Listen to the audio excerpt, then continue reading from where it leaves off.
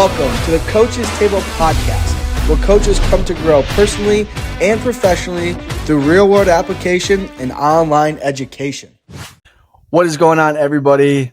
Happy Thursday today. It's been a great week for strength and conditioning. If you're paying attention at all, there's been some conferences that have been happening and a lot of connections happening, a lot of education, and a lot of people that are improving their skill set, and a lot of people that are doing great things, which is fantastic for us. And we have a pleasure with our guest today, and I'll introduce him in a little bit, to kind of take a little bit deeper inside look at what he's doing and the success they had, especially within their first year and what they're doing, going forward as well. But before we get to that, guys, just like everything, if you get a couple of things from this, if you get encouraged, if you get educated, if you get entertained by any capacity, do us a huge favor, share this with a friend. That's all that we ask for. We're continuing to grow day by day, both on YouTube, Spotify, and Apple.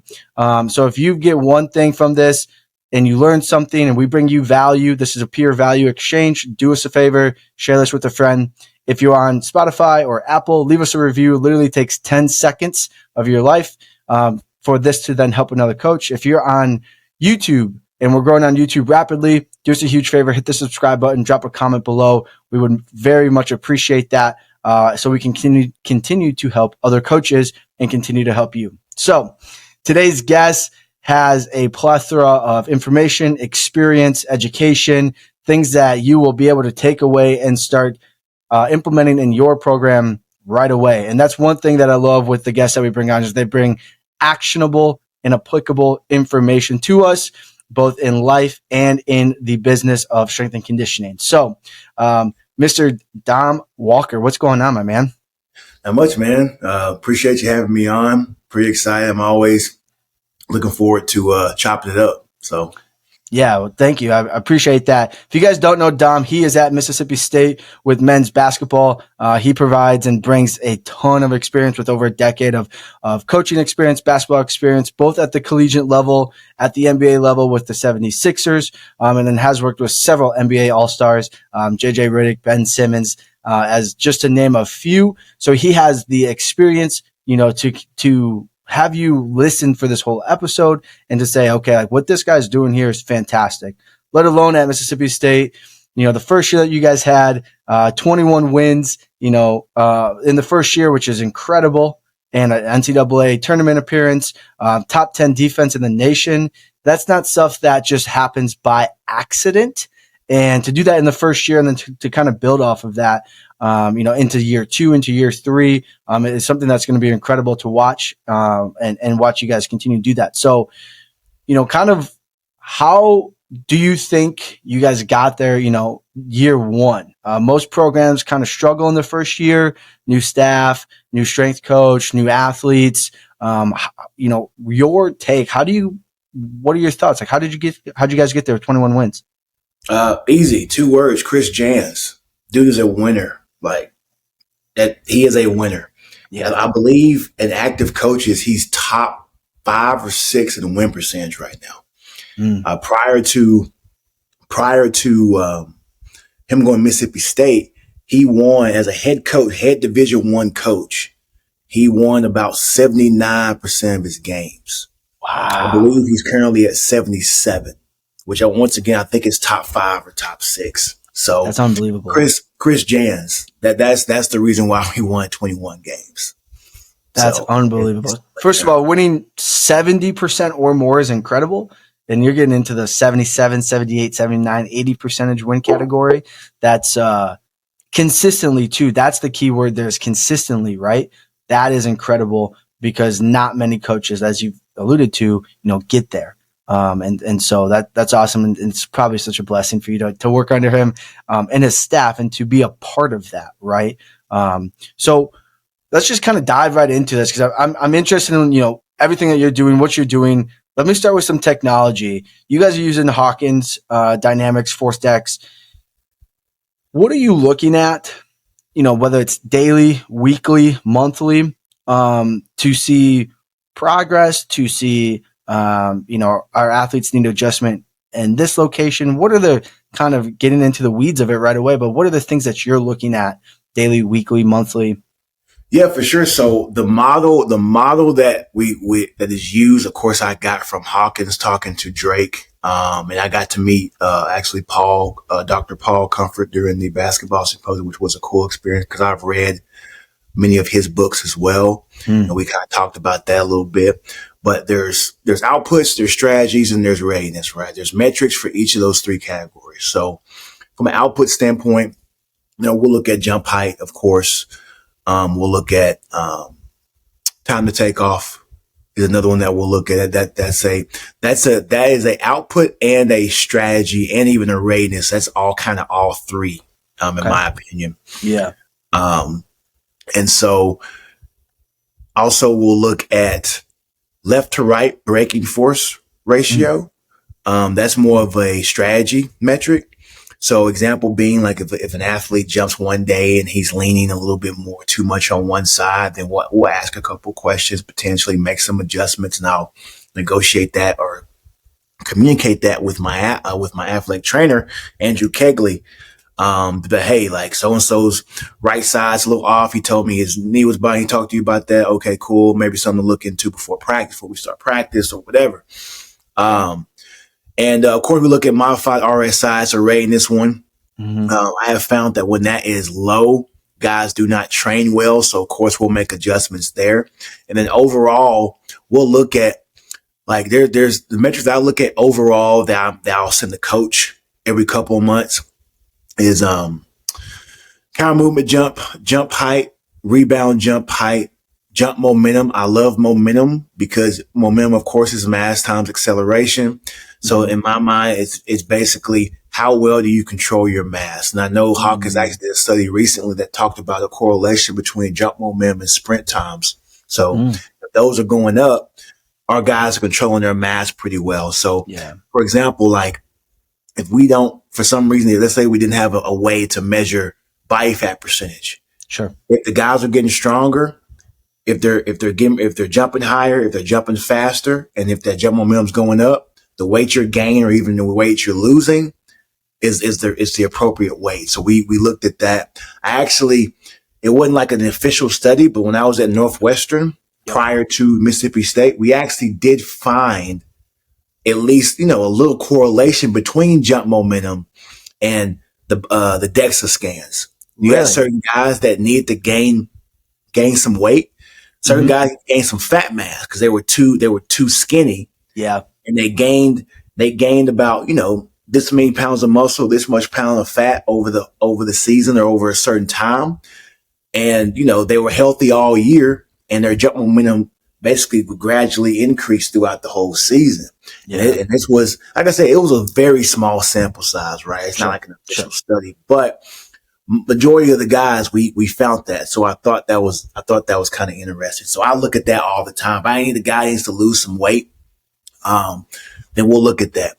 And what's interesting is because it's mass time acceleration, right? If a guy loses a lot of weight, of course, it's going to be down at first because the mass component, but then it'll go down at first, but then as they get better at handling the weight, it starts to pick back up again. I had a guy, one of my guys had to lose about 15 pounds and he lost it within about 5-6 weeks, which is good. It's about 2.5 pounds a week, which is no more than that, especially during the season. Right. And while he was losing it, his jump momentum was down. So it was from November. He got to the weight in January. So November to January, his jump momentum was like this. And then from January until the March, I just kind of tracked it, did those dates, it went back up again. Really? And then overall, he was kind of evened out, slightly decreased because he was just really heavy in the summertime. Okay. Or whatever. But he was like here, and then by the end of the season, he was here. So basically meaning his jump momentum improved, he's getting used to the weight, stuff like that. So that's what some interesting stuff to find there.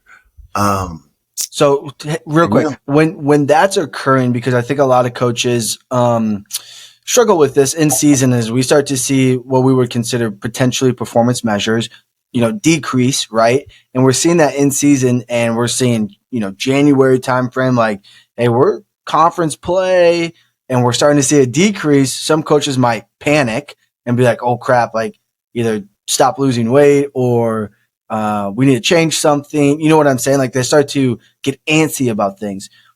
What would you recommend, or how did you kind of handle that to say, is it patience? Is there a timeline where it's like, hey, we're going to track this for 2 weeks, and if nothing changes, then we'll look at changing?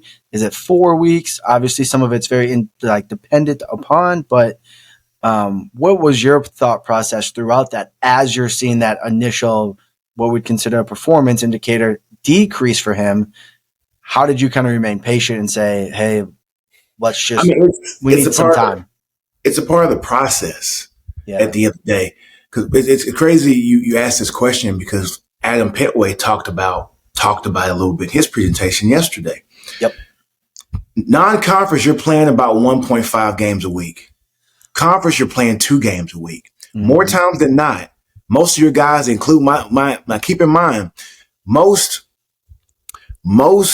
lineups aren't established until about January. Yeah. Right. You use the non-con to see where you're at. Mm-hmm. Maybe potentially float with some lineups, depending on who you're playing. Right. You know, if you're playing some team, okay, we can beat this team. Let's see what certain guys can do. Okay, I know for sure who my best players are. We're gonna keep them in a lot more. We got TCU. We got to make sure we play certain dudes or whatever.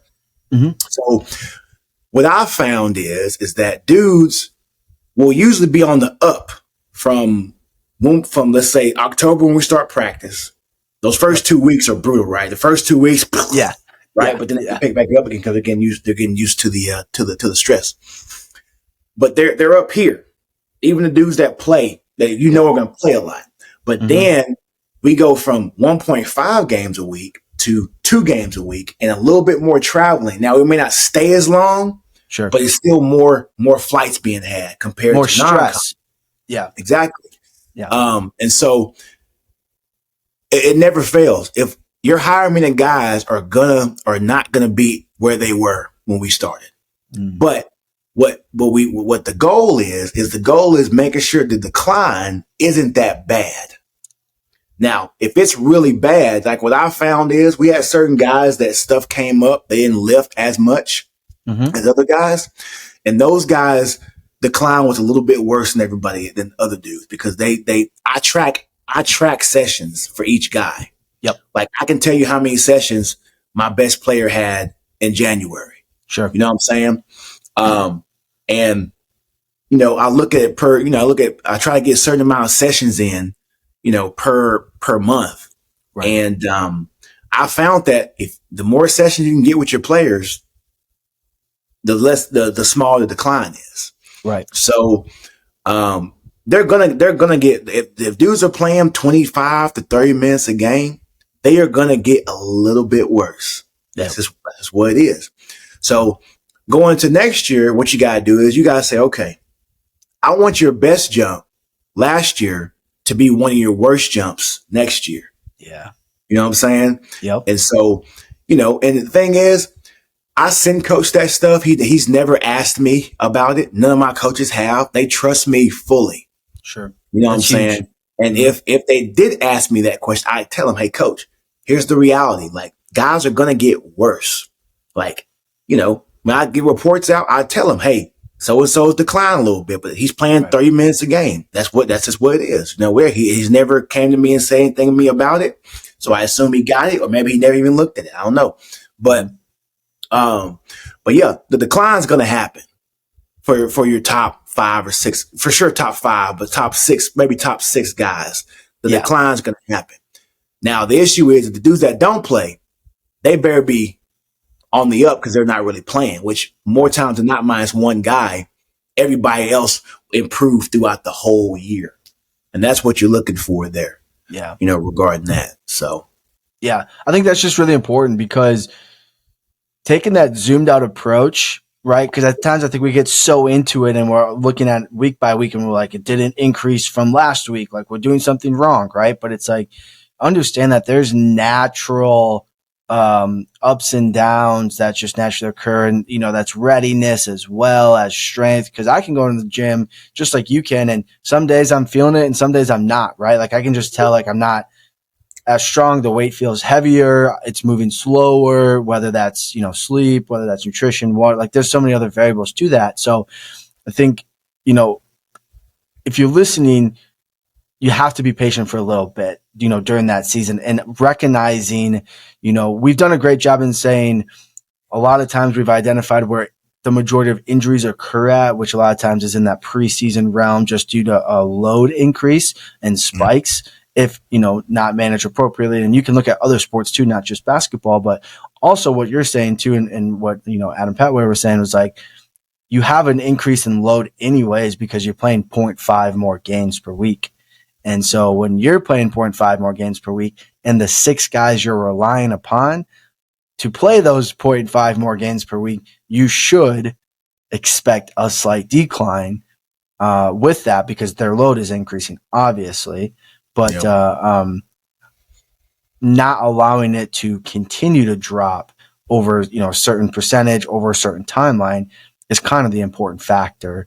And then you should see them increase because their bodies has now adjusted to that, right? And then you'll see an increase in late February, March, right? When it's like, this is when it really matters for us now, when we need you to be at your best, and it's just, coaches just be patient through that because it's tough because you see it one week and you're like, well, I don't want them to decline anymore, but it's going to take a little bit for them to come back to baseline and then see improvements on that. Because what's interesting is, so I'll break it down in different segments of the season. So I'll go from start of practice to the end of fish prep before we start our first game. Then I'll go non-con. Then I'll go conference. And as a group, we went up on all 3 segments. Now, if you look at it as a whole, it's going to look a little bit different, right? Certain dudes will be a little bit less, like higher minute guys. They decline during non-con. That's going to happen, like I said earlier. But if you look at non-con and practice, their trend line was actually trending upwards. Not like crazy, but it was trending upwards. So, you win 2 out of those 3 segments, you're going to have probably a small decline. Couple guys lost, only won 1 out of those 3 segments. So, of course, they had a little bit bigger decline overall and everything. But as a group, though, because my low minute guys carried that trend line, of course, overall, we looked pretty good. And I even have them broken down. That's why I love Hawkins. I figured out who I said top 9 guys. So I have a group, my top 9. And I'll just monitor that too as well throughout the season. Then I have my guys that don't play. I call them, I got this from Todd Wright, the Let's Get Better group. Sure. So that's like my lower minute guys. And so I track those, and I also track guards, and so I got the whole group. I got guards, forwards, I got top 9, I got Let's Get Better group. And then I'm going to add grad transfers as a group as well. Okay. Mainly because the way this thing works right now, right? If I can show a grad transfer that's coming to visit us that I've gotten our grad transfers better throughout the year, okay, I'm going to get better from a strength conditioning standpoint if I come here. I know that for a fact. So I'm probably going to add that in there and put certain grad transfers, put all my grad transfers or in that group as well. Because those guys only have a year left. So they got everything to lose. So exactly. I need to reassure them that, here's all my grad transfers that came through. Here's their data right here. They've gotten better. So this is what I can do for you in your 1 year you got left here. You know what I'm saying? So I'm gonna add that group in there too as well, probably going into this summer. I think we assigned 1 grad. Actually, does he have 2? I think he has 1 year left. We may have 2. Sure. Big body. Big body. Well, I think that just goes to show, if anybody follows you online, you're very open about what you're doing, which I appreciate. And whether it's low minute guys doing extra conditioning because when they're needed, right, that's a huge aspect. But guys that are maybe getting 10 to 15 minutes, maybe 20 or 18 really. But, you're seeing them and it's okay, we're not just saying, oh, don't worry about it. We're ensuring that you're still prepared when called upon. And then I think that also goes to show your current year-by-year approach with guys and how you kind of line that up of what does a year one look like? What does a year two or year three? What does a grad transfer year look like, right? Because if you got everything to lose, like we're going to treat you differently or program for you differently than the freshman that's going to be here with us for 2, 3, 4 years. What does that look like for you guys on, okay, how do you kind of set up your year-by-year approach? And does that tie into your game model or is that completely separate for you? Yeah, no, it ties into the game model, which I got that from Fergus Conley in his book. Yeah, and love it. Cam Jose, I hope I'm not butchering his name. Cam Jose and Fergus Conley wrote a book for football. What is it called? Game Changer is one of Fergus Conley's, but not Game Changers. But the book they wrote based off of that. The series, they have like series of, but the process. The process, yes. Yeah. So great books. Yeah, for sure. And so year one, we'll start with a freshman. Year one, I try to take a a top down approach. I believe it's top down or the bottom up. It's top down. I think it's top down. Where like you look at it from a bigger couple years standpoint, right? So, and this year, 90% of my freshman's program was 1x20. The other 10% was like the last 5-6 weeks, which it was just 2x8, really. You know what I'm saying? So we go 20, of course, 20s, 14s, 8s. We roll through that. And it never leaves the program. Yeah. Going to year 2, year 3, year 4, it never leaves. It's just, you may see, example being like my auxiliary work will always be one set because we're going to do it every day, right? Like, okay. We're going to do it every day. We lift.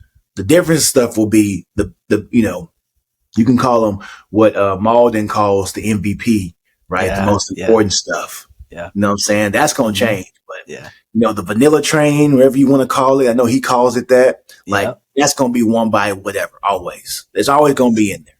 Yeah. And then we're always going to do it to a certain extent, depending upon guys. Like, we'll do it a little bit.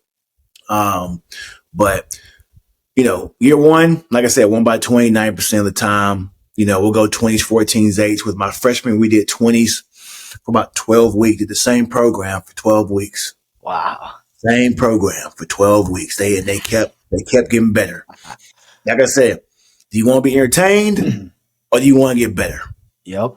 And now I could have went for about 4 more weeks with it, but because we were doing trap bar, deadlift, and back squat, not the same days, we would alternate them. Right. Mm-hmm. So, back started to get tight, sure, a little bit, and things. So I said, okay, let's change this, give them a little break. Mm-hmm. And so I went from trap bar to a rack squat, which is similar to a trap bar. It's more top down than bottom up. That's the way I see it. And we did that we went to 14s when we did that. So I normally won't move my freshmen over to 14s until we start playing, until like November usually. Okay. So by November, we're at 14s. And then I decided, let's do what Dan John calls a sort of max out. And we did with trap bar. And there's what people call like exercise transfer, right? Transfer training, right? Like I really believe looking at like that rack half squat transfers over to trap bar deadlift and vice versa. Sure. Because my guys had trap bar deadlift in about 6 weeks. We do a sort of max on it. I got freshmen pulling 450 for a single, and that's not their max out. Right. It's like probably 9%. Yeah, it's like an RPE, like 8.5. Yeah. And we ain't trap bar deadlifted, in a while. So, so we went back to trap bar deadlift for 14s now instead of 20. Sure. And we stuck with that for a little bit. And then I went back to half squat for 8s, or rack half squat for 8s, and then went back to trap bar for 8s. And that lasted us until basically the rest of the year. Wow. To a point where, we were lifting. We were only lifting like 20, 30 minutes a session. We got the MVPs in. That's it. Good to go. Yeah. And I got my buys and tries stuff in the warm up. Just got knocked it out in the warm up and everything. And then we got everything we need to get out of it. And so, year 2, what it could look like, kind of like what I actually tweet about this is okay. Like, if the goal for one athlete is to gain weight, did he gain enough weight? If he did, all right, cool. We can do something. We can roll and go with whatever. If he didn't, okay, what hypertrophy program could we use? Right. We did APRE 10 with the guys during postseason. Now we only had about 2.5 weeks of postseason because we gave the guys 3 weeks off, which they definitely needed. Yeah. And so I was mostly doing that because to go from one set. Now let me retract a little bit. Even though we do one set, we do warm up sets, right? So we'll always do 6'4", 5'5". We'll go on the heavier side. It'll be 5'3" or 3'2". But they're getting, at least 3 sets in, whatever. Sure. So we did APRE 10 with my guys need to gain weight. And they and it wasn't a typical APRE that people know that man did. Okay. It was a new one that I got from her name is Kesha she's Dr. Kesha, but she don't like to be called doctor though. She shared this with me. So basically you build up to a 10 RM. No, a 12 RM, excuse me. And then you do it 12 times, you rest, you do it the same weight 10 times and the same weight 8 times. Now, let's say you get 10 instead of 12. Then you stick with the same weight, but you go 8 and then 6. If you only get 9, you go 9, 7, 5, and so on. Okay. And then you adjust the weight according to what reps they got the next week, basically.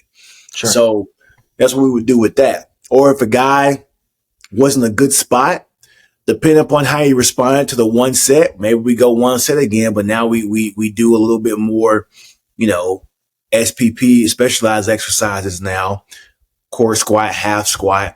Maybe we add tempos in there, whatever they might particularly kind of need. Me and the athlete will kind of discuss that. Right. And then year 3, it's more so a lot more game speed stuff that I got from Eon Jeffers. I think it's Eon Jeffers, I believe.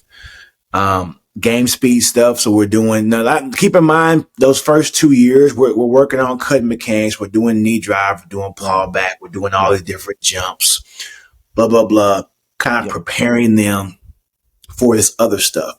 Right. I really don't do any agility, change direction type stuff until I feel the guys are ready. Cause example, we didn't do any of that stuff. And, we did the NBA combine stuff, and majority of my guys on average, my team average was better than most of the averages for the NBA stuff. We got some athletes now too. I don't take all the credit for some dudes now. But, let's go to show you, you don't have to do certain things. You can hold on to them a little bit and wait till you really need them. You know what I'm saying? Yeah. So we're going to do a lot more, during year 3, we'll do a lot more sprint work and blah, blah, blah, and things like that. More, more movement-ish type stuff with a little bit of lifting. Because by then, okay, you've built a good base. You don't really need to lift super crazy like that anymore. Let's do a lot more movement-related stuff or whatever. And then the lifting stuff, depending upon, it kind of just maintains certain aspects, body composition and, strength and things like that. And then year 4, it's even less from a lifting standpoint. Okay. And more from a moving standpoint. Now we might be getting into more, from a lifting standpoint, think of it like micro dosing, right? We only lift for if we go for an hour, 40 minutes, that's going to be jumps, throwing and change direction stuff. And the other 20 is going to be kind of lifting or whatever. Yeah. And that's kind of where My older guys will be at this coming summer.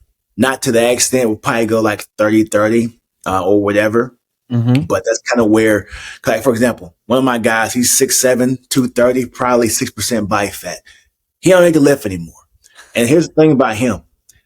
When he lifts, he bulks up. So when we got done, he was about 237. Okay. When we got done lifting, because a carrier was over, he didn't lift for like two weeks. He was 233. We need to lose. He needs to be about 225, 230 is a good weight for him. Wow. He was 233. He didn't lift. And then when he come and do extra work, what do you want to do? It's never lifting, which is fine. It's never lifting. Sure. So I'm like, okay, I know what I got to do with you. And I got a couple other dudes like that too as well. But I know what I got to do with you. So we're going to get that done. Yeah. And things. And then going back to your other question, when you asked, what would I do with grad transfers? Yeah. Like, I would immediately go to what they need to get done. So now we take a bottom up approach now. Like, what needs to get done? Sure. What needs to be important? Okay, you need to get in better shape. All right, cool. We're going to immediately do some things for that. You need to lose some weight. We're going to go through 1x24. No, we're going to immediately go to what you need to get done. You know what I'm saying? Right. Because they've been through the block. Now, there will be 1x20 in there. Sure. But it ain't going to be the whole lifting session, right? Yeah. If you need to improve explosiveness, well, we'll do some jumps. But, the way I do jumps, I really break down jumps. Like people break down Olympic lifts. I really break down jumps. Sure. So I kind of tread carefully with that, right? Because my people don't really jump a lot in basketball. Yeah. At least from what I've seen from a strength conditioning standpoint, which is understandable. I used to be like that too. Yeah. My thought on that is this. Next time, the data shows that yes, during practice, you're going to jump a lot more during practice than you are in the game. You only jump 2% of the time during the game. If you accumulate volume appropriately, when you get with them, they can jump in season. No problem. Yes. My higher guys had probably about between 100 and 200 contacts a week, while my guys didn't play much, had about 200 to 300 contacts a week. Before that, we were at between 250 and 350 contacts a week before we started all this other stuff. So we accumulated that volume, and we jump rope every day before we practice. You know what I'm saying? Yeah. So we're getting plenty of those contacts in. Like I used to do a lot of, extensive jumps, which I still do. Yep. But because we jump before we practice, I don't do those as much now because I know we're getting them from practice. Yep. You know what I'm saying? I was just going to say that. A lot of the jumps that basketball athletes get both in practice and a lot of times even in the game are sub-max efforts, right? And so when I'm looking at it, like we can still jump in season, but we're just going to do like max effort jumps, right? And we're going to do, lower volume of them because that's something that we may not be getting at all. Like we might get it once a week in a game. Right. If you go up to block a shot or whatever the case may be. But it's like if we're taking a microdose approach or if we're keeping everything in the program at all times, like it's okay to do a couple max effort jumps just to ensure that we still got it. Right. Because we know we're getting the extensive. We know we're getting sub max efforts. Like we know that. But what we don't know or what we are seeing is that we aren't getting that max effort intensity jump. And so keeping that in there, once or twice a week or just keeping a low volume of that is sufficient, to keep you through the season and without having to necessarily worry about it. And on top of that, you build the appropriate tissues, connective tissues, right? Mm-hmm. Be able to withstand what you got going on. Yeah. Like I work on cut mechanics. I do a lot of lateral bounds and things like that. Like people often ask me, how do I prevent ACL injuries? Knock on wood. We jump. That's how we do it. That's right. And we land. Yeah. I always say good training, which that is too, but we jump. Mm-hmm. We teach the appropriate cut mechanics I got from Dr. Yes's. Yes. So we do exercises, right? You got your GPE, your SPE, your SDE, and your CE, right? Which of course CE don't really touch that. Yep. Right? Yep. SDE, it just depends on who you ask if we touch it or not. I think we do. If I look at dynamic correspondence, right, Yes. SDE is truly the sport broken down into parts, right? Yep. Which it could be drills, Yep. but from a strength conditioning standpoint, in my opinion, I think it's more so some single joint movements that relay at least 3 of the criteria of dynamic correspondence. So, we're touching that.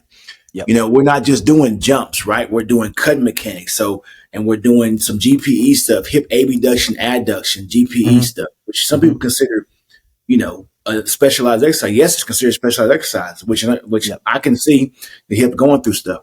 Right. Your GPE, right? Your SPE, half squats. Yep. What position they get in whenever they cut, land, whatever, half squats. And then you got your SDE. That could be your jumps. That could be your cutting mechanics. That could be, different things. And so we touch all of those classifications, right? And that's how, in my opinion, minus, of course, other things holistically, nutrition, sleep, all that stuff like that, knock on wood, that's how we protect dudes, from that. So.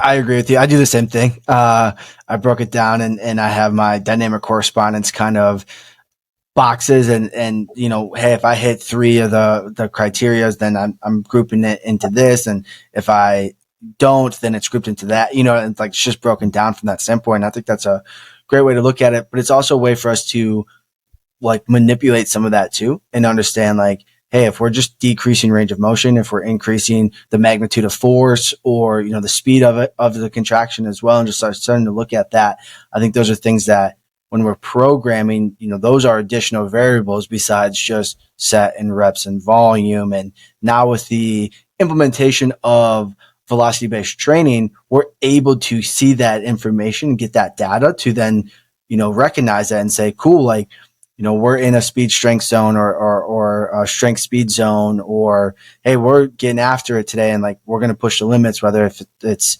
hitting, 0.4 on meters per second, whatever the case may be, but you can start to more easily and readily periodize and plan appropriately based off of what you have been, hitting or consistently training, what the information is telling you. And then it's cool. If we need a max effort or if we need to, push a little bit of weight here, let's do that. Right. And if we need to back off and push speed, let's do that as well. And I think that makes programming so dynamic and having it vertically integrated throughout the process.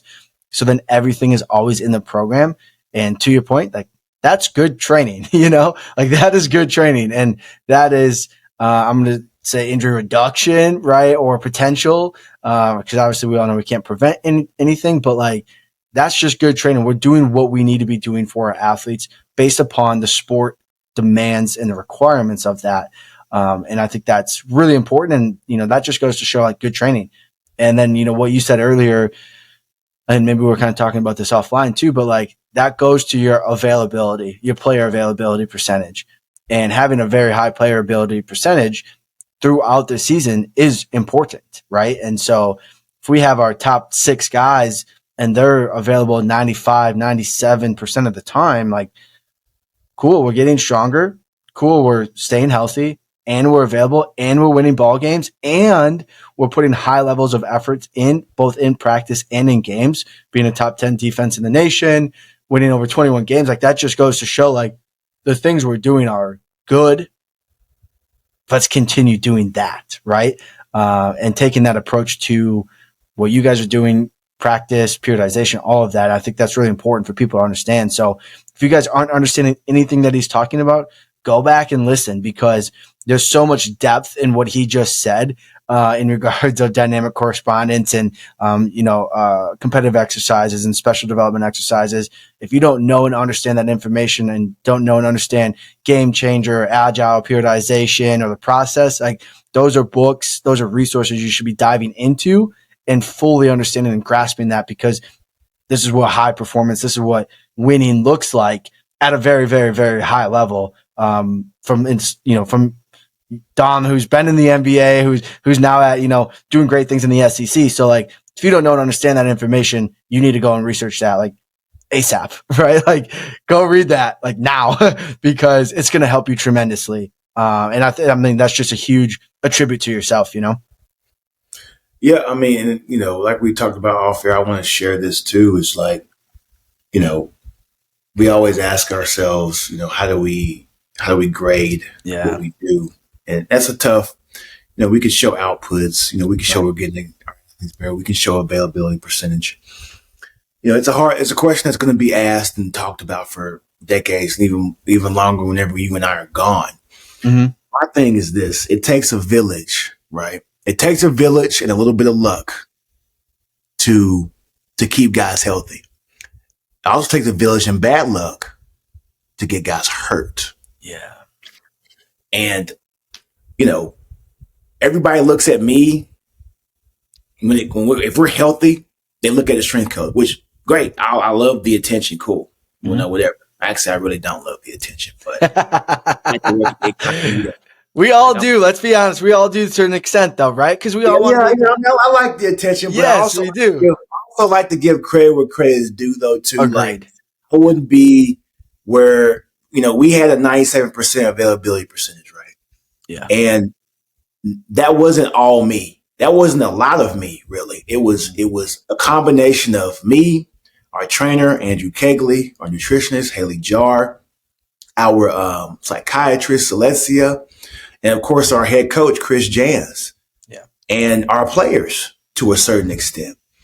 Like it takes a whole village, right? And I think how we can grade ourselves to a certain extent when it comes to what we do is how we can collaborate with everybody, athletes, our coaches, our support staff, to get to where we want to get to. Because at the end of the day, like, if your best players are playing most of the time, you have a chance to win games. That's ultimately what it boils down to. You know what I'm saying? Mm-hmm. And, we had most of our players available all year. It's funny because, one of the SEC trainers actually tracks this stuff for the whole team. It's the hobby he does. Yeah. And he happens to be my trainer's mentor. It's pretty funny. Gotcha. And he tracks availability percentage for entire conference. We were number one. Wow. Oh, wow. For the entire conference. Yeah, for entire. He just does it because he likes to do that. Pretty cool. We were number one. And, we won 21 games because of it. Yeah. And at the end of the day, like we kind of talked about with the train, that's just what I do. That's not even what Haley does, nutritionist, even Andrew. Andrew's big time, man.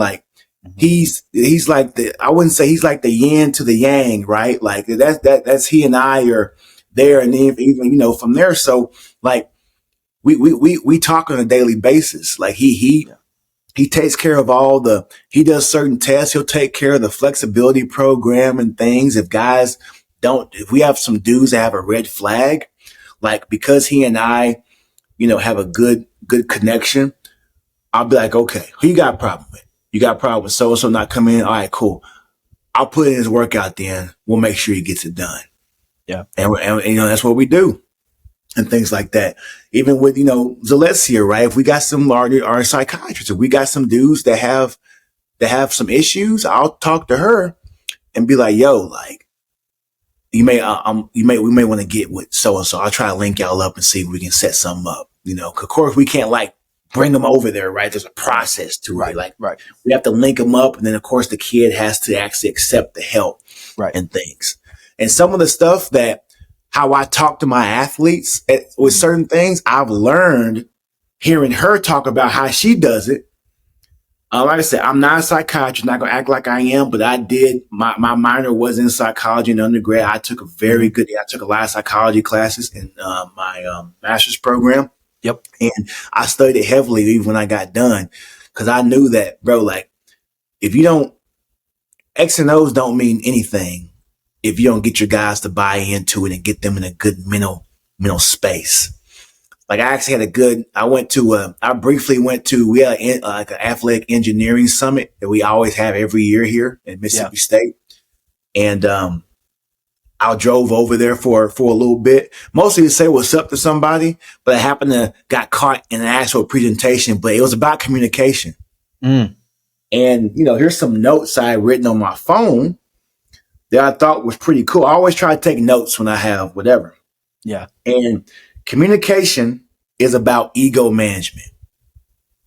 Like, example, if I meet with my guys one-on-one, which I do, I don't sit behind my desk. I sit right next to them because that gives them the comfort. Like, hey, I'm not looking at you like I'm a superior. We're talking man to man as equals. Because I want you to give me your honest opinion so I can get better and help you achieve your goals. That's like little things that I do. I actually got that from Everybody Communicates, Few Connect by God, what is his name? But great book. Everybody Communicates, Few Connects. If I get the author down, I'll say it later, but that's a book. Great. I got that. I'll never forget that. Sure. And then reach out. Here's what we talked about earlier, right? Reach out to people to help you communicate. So that goes back to reaching out to Andrew. I know Andrew's closer to certain guys than I am. Sure. So if I see something, hey, Andrew, talk to so-and-so if you get a chance. Something's a little off about him. Yeah. Or, Zaleski is really close, of course, with certain people. So, and even our assistants, of course, are close to certain guys. So I'll bring it to their attention. Like, hey, so-and-so was a little off today in the weight room. You might want to talk to him or whatever. Because it's like I say, it takes a village. Yeah. Communication is not about you. When I talk to my guys one-on-one, they're doing most of the talking. I'm just asking questions, trying to figure everything out. It's not about me. I'm trying to get them better. So how can I help you? I want to hear what you got to say. I want to hear your story. I want you to tell your story in the way you want to tell it. But for me to do that, I have to hear kind of where you are, from that and not be the one talking all the time. And then you got to be able to communicate in each direction. So like, I got to be able to communicate with my head coach, just like I got to be able to communicate with my players. And I learned this early on. I treat everybody with respect. I'll give you an example. When I worked for the Sixers, I knew every security guard at Wells Fargo Center. I would do my stuff, and I would take 30 to 45 minutes of my time to go talk to each and every one security guard. You know what happened? We played at Wells Fargo Center this year. Most of them were still there. I got to show the players the Sixer locker room because of that. Wow. Look at that. You know what I'm saying? And then on top of that, when I was with the Sixers, people, I guess some people try big time people, right? When they're in the NBA, I was a paid intern. So I'm not going to be like that, but I'm not that anyway. Yeah. I met a particular individual at the combine. He told me this during the conference. He helped me get Northwestern, my first Power 5, Big Ten job. And he also helped me get this job. And he told me something that I'll never forget. I'm forever grateful for him. I'll do anything and everything for him. Is that when I first met you, you didn't know me, I didn't know you. Because you're in the NBA, you didn't treat me bad. You treated me really good. You were a really good dude. Yeah. You know what I'm saying? Like, a quote that I got from that is like, an active man. I think I'm probably going to butcher it, but an active man does the right things. Even though the right thing may not happen. And he moves on and continues to do the right thing. I was always taught to do the right thing. Always do the right thing. That's why I say I'm always like, if you DM me, depending on now, I ain't going to respond to everybody. I'm going to be honest with you. But more times than not, if you DM me, here's my number. Let's chop it up. Yeah. Cause like, I wouldn't be where I am if coach didn't take the time to talk to me. You know what I'm saying? So, sorry,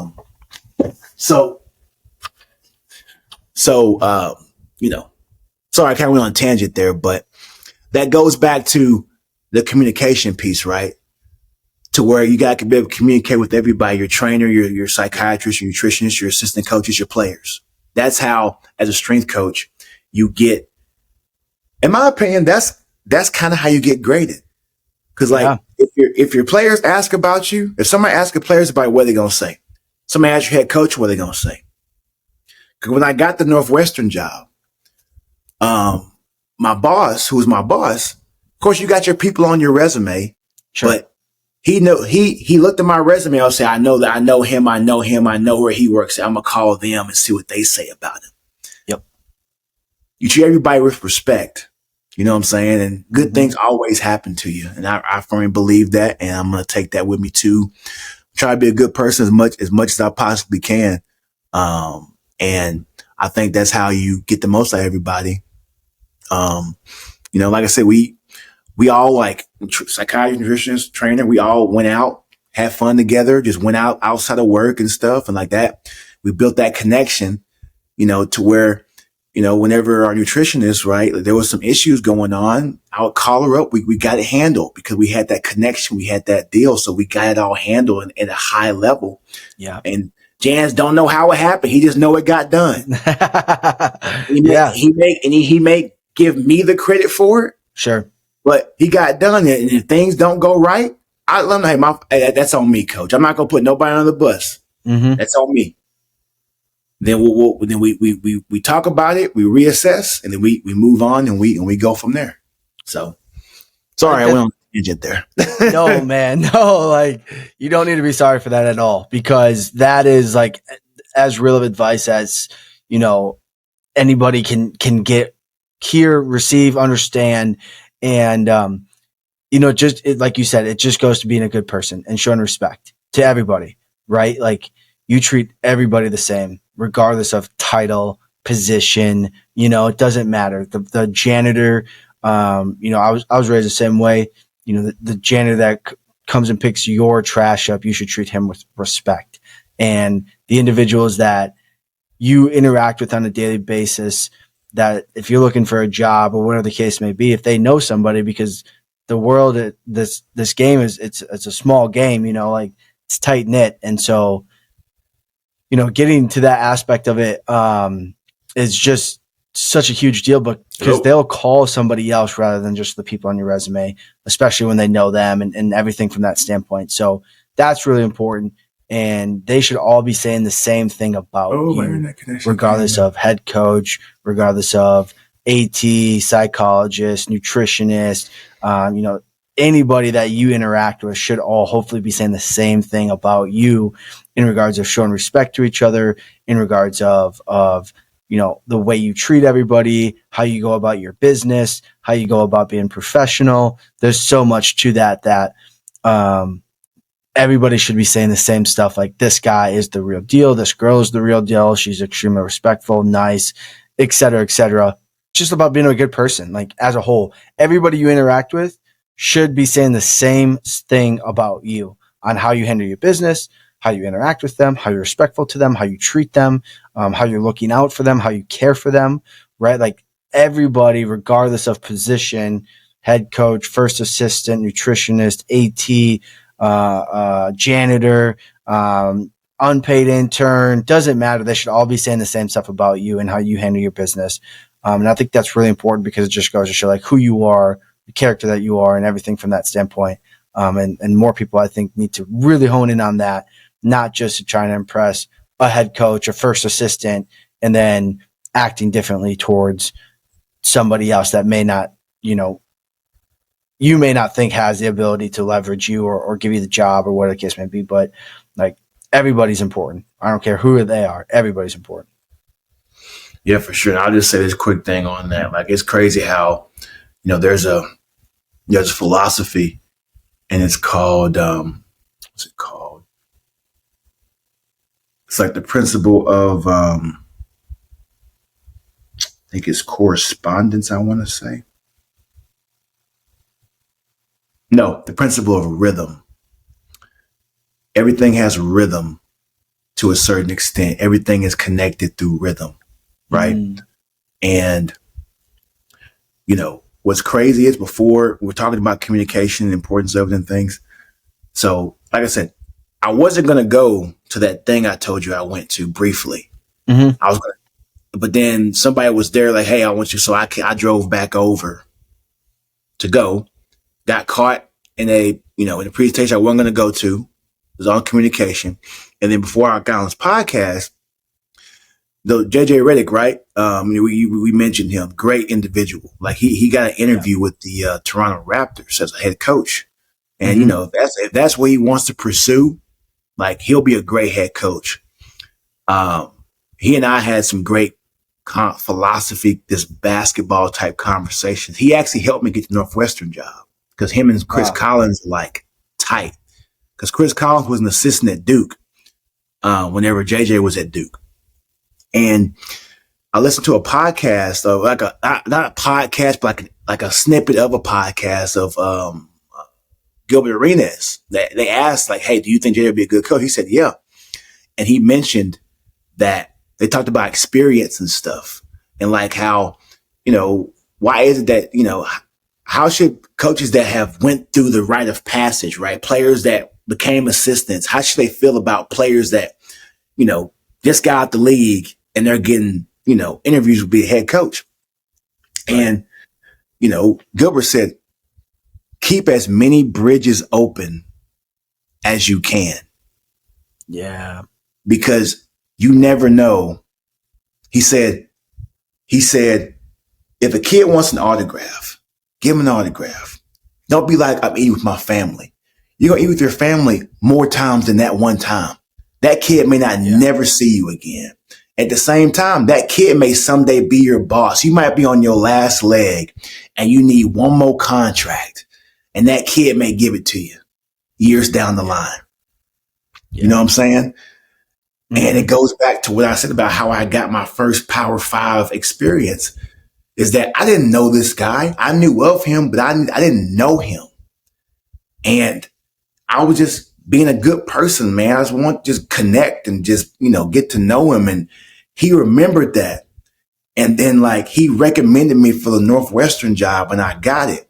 And he knew people in this job, recommended me for that job and I got it. You know what I'm saying? Like, you know, certain bridges, like, okay, like you're not going to help me.